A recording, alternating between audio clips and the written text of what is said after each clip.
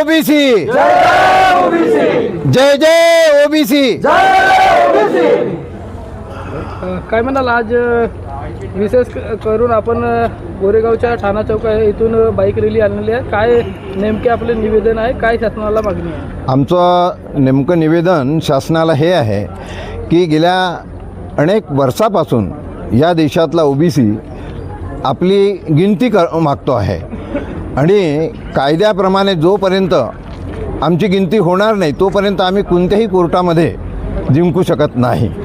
आणि त्याच्यामुळे आज या ओबीसीची जनगणना जातनिहाय होणं गरजेचं आहे.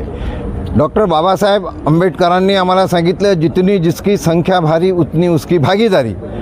आणि लोकांना बाबासाहेबांच्या संदर्भामध्ये अजूनही हे कळलेलं नाही की सगळ्यात आधी भारतीय संविधानाचं आर्टिकल 340 हे बाबासाहेबांनी ओबीसीच्यासाठी लिहिलं.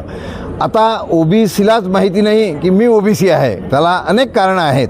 पण या देशातला जो बहुसंख्य म्हणजे त्यावेळेस बाबासाहेबांनी सांगितलं 52% ओबीसी आहे. आज माझं मत असं आहे की आज या देशामध्ये 60% ओबीसी झालेला आहे.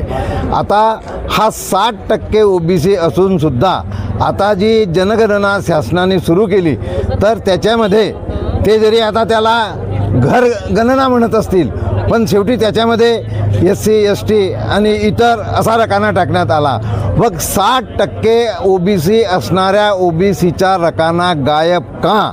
याचा अर्थ या देशातल्या ओबीसींची दिशाभूल करण्याचं काम या देशातलं सरकार करतं.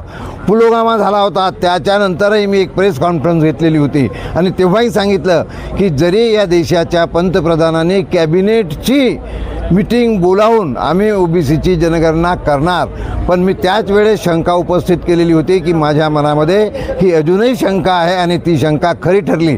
म्हणजे तुम्हाला वेगळं काहीच लागणार नव्हतं. तुम्ही ज्याप्रमाणे घरगिनती करत असाल, जनगणना करत असाल तर त्याच्यामध्ये फक्त एक कॉलम टाकायचा आहे.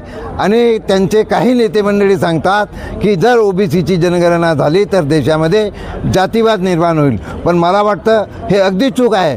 अरे, राजेशाही पद्धतीमध्ये सुद्धा 50% आरक्षण राजर्षी शाहू महाराजांनी आम्हाला दिलं तर त्याच्यामध्ये ओबीसी SC ST सगळ्यांना समाविष्ट केलेलं होतं. आणि त्याच्यामुळे आमची मागणी ही आहे की आज जी तुम्ही घरगणना करता तर याच्यामध्ये एक ओबीसीचा कालम हा समाविष्ट करा.